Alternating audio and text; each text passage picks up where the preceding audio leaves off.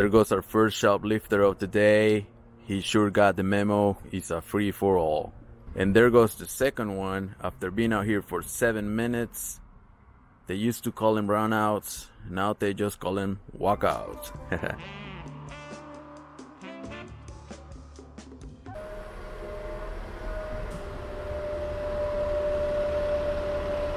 We're in San Francisco at the Richmond district in front of the most hit store in the city. It's a Walgreens here on 17 and Gary. We're about to see if we can catch some people in the act of stealing. It looks like this pharmacy learned their lesson the hard way, how to stay in business. But as you can see, it says, please wait outside, we'll bring your prescriptions. That's the way they handle business here. This place is open. It looks closed, but it's open. See, everything's behind the counter. That's the way you handle business. They only let customers in.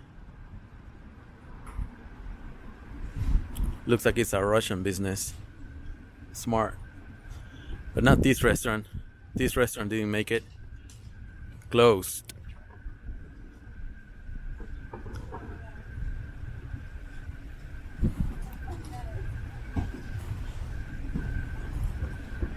Here we have a spot for sale. Can't tell if it's residential or commercial. This is all in the same city block as Walgreens.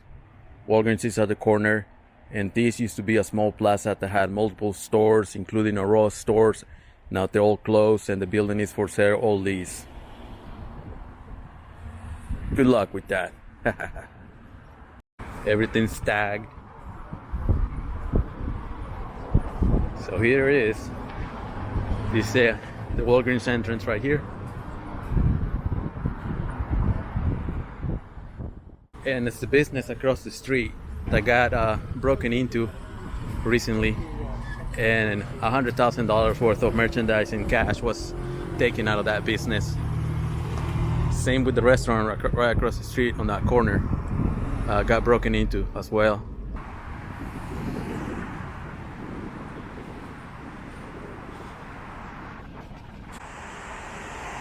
Here we have another space for lease.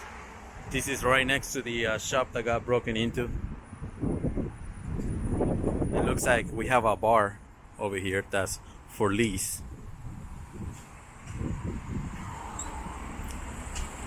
This used to be a bar. It's now gone. Last call was a few months ago. Here's another spot for rent, 960 square feet. I think this used to be a restaurant too.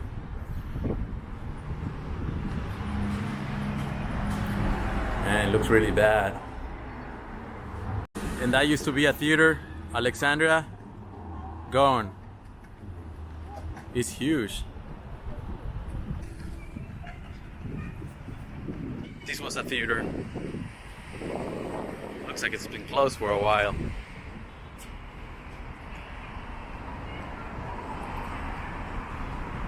There's the box office.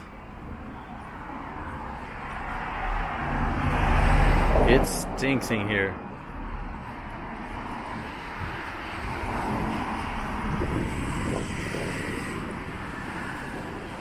No more theaters in the Richmond district. Here's another place. I can't tell whether this is closed or not, but it looks in a really rough shape. Yeah, this one's closed for sure. This one's way gone.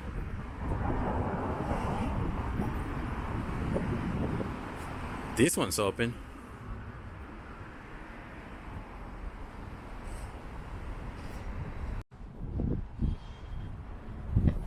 Yeah, this is way closed.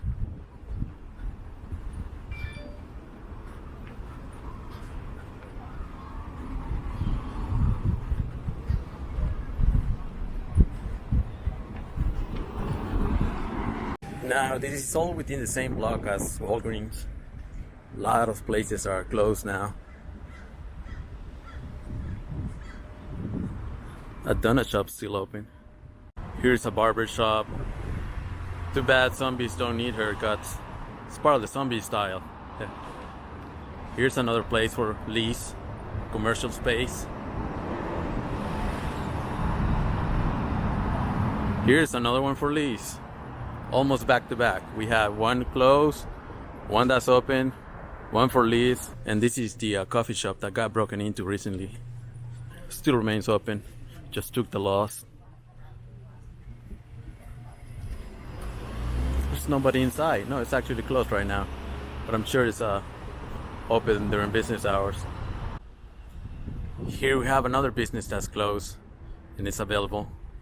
Doesn't say whether it's for sale or for lease. So it's that whole building. In a span of around 10 minutes, we witnessed 2 persons shoplifting from the Walgreens store here in San Francisco. I spoke to one of the employees here off camera, and he told me that he witnessed around 100 times of someone shoplifting in the store. It's just that they don't all get reported because nothing gets done. They think it's a waste of time. It just gives them more work.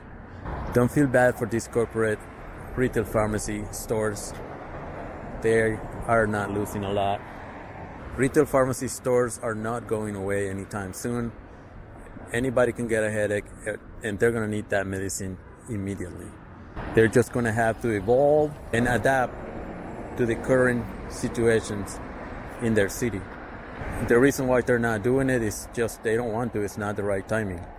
They have a lot of people involved getting paid millions of dollars to ensure they keep their business profitable. They got a CFO, they got some asset protection big guy, and if they don't perform, they get a pink slip and they get next. The real frustration really just comes down to the store level, where employees have to do triple the work, having to restock the shelves, pre-order a lot more, having to unlock and lock everything up.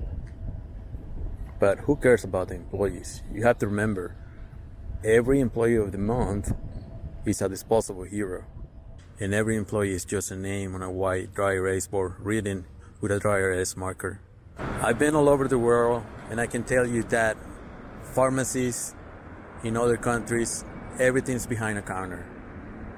Sure, it's going to be more embarrassing to go get your anti-gas medicine or your Rovers from the clerk and ask for it. But you're going to have to adapt, just like that pharmacy in the corner. I think it's Russian owned, and they know better. Everything's behind the counter, high counter, plexiglass, bulletproof glass, whatever it takes to deter crime. The reason these pharmacies haven't adapted or evolved into having everything behind the counter is just the right timing. They're milking as much as possible all the tax breaks, all the markdowns, unlimited markdowns. They get rebates, they get store credits, they get vendor credits, they get deductibles. It's like at the store level, they're told to just mark it down. Hey Gary, how many boxes of ice cream are we missing today? About 20. Make it 100, that's a more rounded number. You have to remember that these laws that don't make sense to us make a lot of financial sense to them. Allowing $950 to be stolen doesn't make sense to us, but it sure makes a lot of sense to them. These laws are created by corporations for corporations. It's a mutual financial benefit between lawmakers and the highest bidder. What Walgreens has under their sleeve is they're planning to open clinics, like urgent care clinics, in their pharmacies to increase foot traffic, just like Amazon is doing with One Medical. Quite a sight to witness all this mess. Let me know what you think in the comments, and I'll see you on the next video.